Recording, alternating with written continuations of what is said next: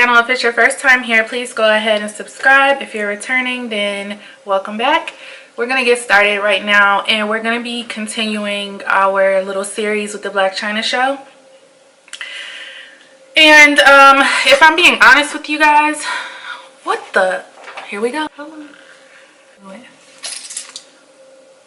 Alright, so if I'm being honest with you guys, I really didn't want to film this episode this week just because, like, I just didn't feel like it. Like, it's getting to the point, like, we know what's gonna happen every single time, but to be honest with y'all, this episode it was really good.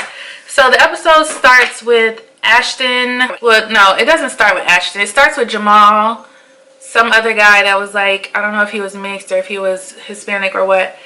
Then we have like the stylist, the dude with the mask on his face, and they're in the kitchen with Chyna and they're talking about Ashton. So the guy brings up Ashton and he asks, like, can you send him to get us something to eat or whatever? And they're like, I'm like, first of all, I don't know, they whole dynamic, they whole team, it's a little bit different, and I think that's probably why they have a lot of problems. But anyway, they asked could Ashton get something to eat for them, like a little do boy, and then Chyna was like, well, you know, sometimes things happen, people have to leave, you have to start over, blah blah blah. Basically, her and Ashton are no longer working together. Didn't see that coming, but Ashton did say on Armand Wiggins' channel that he no longer worked with her. So she didn't go into detail what happened. She just said that he's no longer a part of the team, but they're still cool.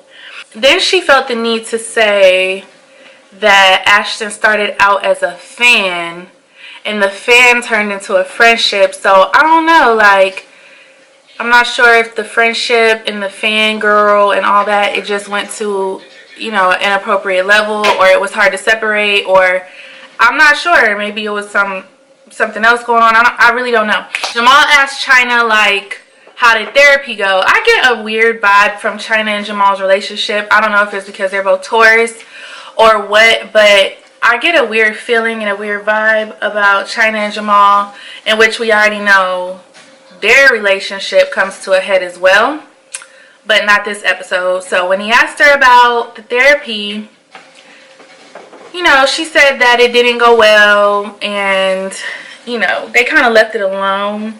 Chyna started elaborating, and she was like, basically saying that, you know, if Tony wants some crab legs, if they want to sit down and talk over crab legs, they can. You know, you can come through the gate, you can do this, you can do that. She kept making references to, like, money, and I'm like, that's the part that got me kind of like, is Chyna too far gone? Like, all she talks about is money, and it gets to the point where I'm not sure if she tried to replace, like, people with money. I don't know, it's not a good look, honestly. I mean, I know how Tauruses are. They're very vain, they're like frugal, but they also like nice things. They love to eat like expensive food and all that good stuff. But I feel like some of them get a little too caught up in all that, and it becomes a cocky, kind of arrogant air about them that, to me, that's kind of a turnoff. It came down to the Hispanic guy asking Chyna if she felt like she needed her mom in her life. I thought that was a good point, because it's like everybody's relationship with their mom is not the same. Some people have a very strenuous relationship with their moms. Some people's moms are very toxic, and for whatever reason. So he asked her, like, look, do you need her in your life? Is this somebody that you feel like you need in your life?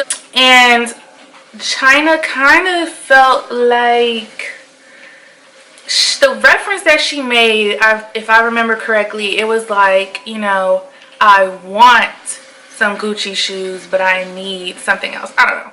Again, references to materialistic items, whatever. I don't know what's going on with that. But Jamal gets ready to tell Chyna something about her mom. I'm referring to my notes, y'all. Jamal gets ready to tell Chyna something about her mom, but I think he didn't tell her. And it's like takes you to the next scene, which was where this lady named Miss Mary came over. So Miss Mary, I don't really know how her and Chyna met, who Miss Mary really is. Maybe she's just like a neighbor, I don't know. But it's an older woman who came over to visit Chyna, and she's very heavily into the church and stuff like that. So to me, I got kind of like a mother figure. She comes over, she like compliments Chyna like for like 3 minutes, like on everything: the diamond necklace, the Versace robe, the hair, like everything from head to toe. She just kept giving her compliments and stuff like that. But again, we have to think about it from the perspective that Chyna doesn't really have anybody. So I feel like each person knows how to handle Chyna, what they need to do to make sure that she is on a good note and not upset with them. You know, that's just how they are, honestly. That's how every tourist that I know is like that. Like, you kind of got to stroke the ego a bit with them. So it is what it is.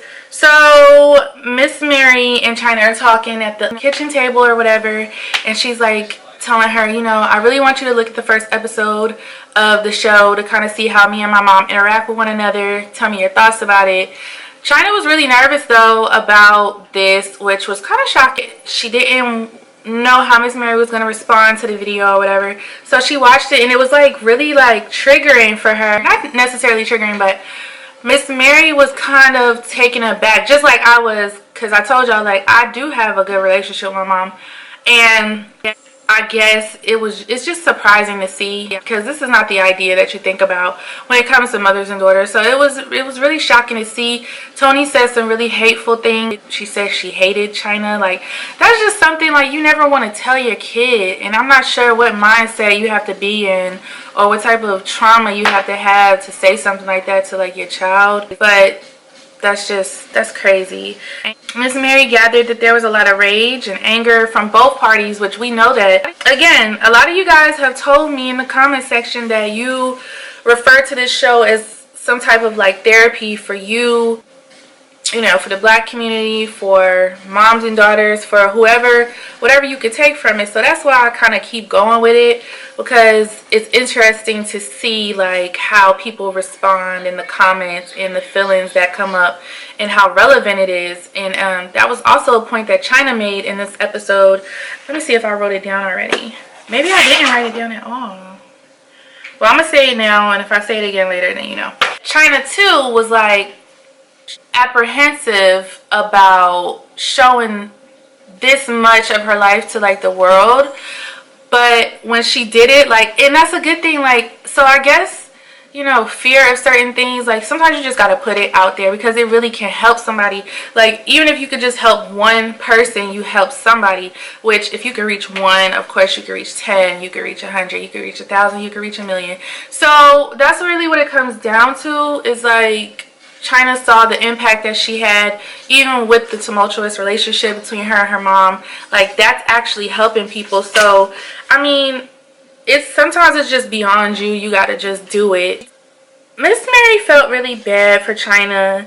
She told her that she was going to pray for her. You know, they kind of prayed right then and there. She has like 14 million followers, so she's like, yeah, being out there is cool and all that, you know, branding yourself, being a sex symbol, being like the symbol of, I don't care what anybody says, I'm gonna do this, displaying all your wins and your losses to the public. But having such a huge platform, you kind of want to do something more than just that. I mean, that's just my opinion, and Miss Mary said the same thing. So it's like, at this point, I think Chyna should probably start to rebrand a little bit. Not necessarily change who she is, but just kind of see if there's something she can do, maybe a program or something for young girls, because obviously she didn't have that. So if you have the resources to do so, I would definitely say, like, I'm kind of surprised that she hasn't already. Maybe she has, I don't know. So she really wanted her to think about that. Like, what do you want to do with this massive reach that you have? And she also let her know, like, what's familiar to you when you reach certain levels, it just can't be. Like, God will definitely separate you so that you can elevate. I know a lot of you have heard the saying, separation or wait, elevation requires separation, right? And it's a painful thing. It really truly is. But sometimes it's just like it gets to a point where it's like so much pressure, like you really just got to let it go. Like it might be totally uncomfortable at that point in time, and it might be uncomfortable for a while, but if the two paths don't sync together and they just don't make sense anymore, or like you're trying to go here and the person is still here, or vice versa, that tends to happen, like for real, for real. And it's scary, and it's like, it's also like when that starts to happen in your life, you kind of know you're on the right track and things are starting to open up for you. A thing that comes with that is being placed on the same path as like-minded individuals, so it makes your journey a little bit easier. At this point, Chyna and Treasure are no longer speaking. It's been like a week since they spoke. Chyna talks to Miss Mary about visiting her church, and they decide to end up like visiting a whole new church together. And Chyna was talking about like she needed a new wig and a new outfit and this and that, and Miss Mary was like, girl, no, come as you are, or whatever. And she did, in that lime green wig. I'm sorry, I keep getting lipstick on my teeth. So now we're on the subject of Chyna and Treasure.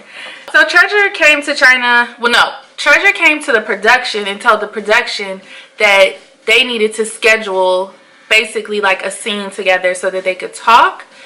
That's pretty sad when you have to, like when you have to do that to get a person to talk to you. Like you should already know, sis, like something else is going on, like you're out of here.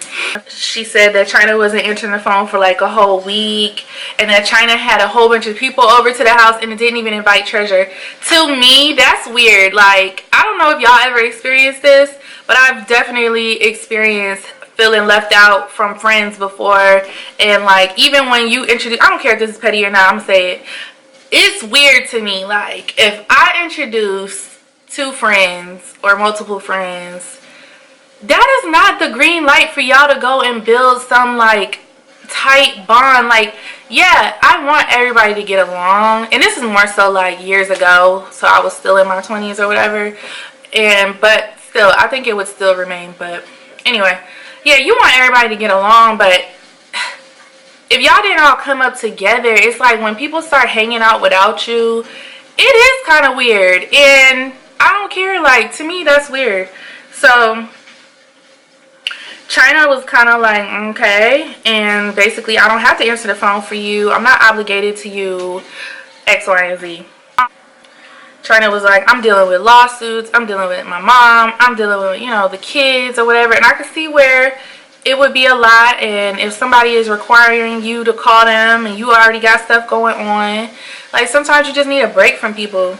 So Treasure was saying like she asked Chyna to repost her business and Chyna did not. Chyna said she didn't want to. She said, I don't really have to. I've done it in the past like 2 or 3 times. Now when she said that, I was like, okay, well, I mean, if she already shouted you out and her name holds weight and you didn't do nothing with it, I don't know what to tell you. Like, everybody knows you're Chyna's best friend. So if your business is not booming at this point, I don't know why. Like, I don't know. Like, at first I was on Treasure's team. I was on Treasure's side. I was like, damn, like that's kind of rude. You got a best friend, you're successful, y'all grew up together, and this person is like assisting you with your business and you won't even so much as repost them. Y'all saw I said that. Like, I was like, that is messed up. But it's like, no, you don't owe a person anything. But like I said, if somebody is helping you to get to this level, you would think you would want to do something for them. But she did. Treasure was like, yeah, you posted my business 2 or 3 times. And Chyna was like, well, I don't want to have blank eggs, you know, the yoni eggs or whatever for your vajayjay. Your vajayjay. She was like, I don't want to have that on my page. And I was like, well, Chyna, you can have whatever you want on your page, but I done seen worse on your page. And it was just like, I think it would actually go with your whole aesthetic. But anyway, so they were talking about how Chyna gave Treasure like $10,000 last September, so last year. Chyna said something about the Porsche truck that Treasure had. Like, they named us tongue twisters. I don't like this. But anyway, She was talking about the Porsche truck, and she was like, you didn't do nothing for me with that Porsche truck. Like, my husband put up $30,000 in cash for that, blah, blah, blah. And she was like, you threw a trash can at my truck. And I'm like, damn, this girl, like, you out here damaging your best friend's items. Like, I just cannot. And then they were talking about how, that's when they got to the thing about the money embezzlement, the W-9s, the 10 to 20,000 on top of this and this and this and this. Chyna started pulling up her receipts, and Treasure was looking kind of stupid. So, Treasure, I, along with some other people, were on your side, sis. But at this point, you looking kind of suspect. And it's like, okay, don't be stupid. Like, if somebody is using you and you're not getting paid for it, sis, like, best friend or not, you have to make money. If you're giving your time to her and her business and her brand, how do you have time to build your own? Like, at some point, you got to know when enough is enough and to cut the relationship. So you really can't blame nobody but yourself, Treasure, unfortunately. I am so sorry, sis. You really put yourself in this predicament. Trying to please Chyna, trying to be there for her, trying to be supportive. Yes. But I hope you learned a valuable lesson, because you can't, and this is 2019, sweetie. You cannot do that at all. You know, I'm sorry that y'all's friendship ended. Just go your own way. And if it's meant to be, y'all can rekindle it and play your position a lot smarter next time. And that's it, you guys. I hope you enjoyed this recap. Leave me your comments down below. Make sure you subscribe if you enjoy me, and turn on your post notifications, and give this video a thumbs up if you enjoyed the commentary. I will see you guys in my next video. Bye, guys.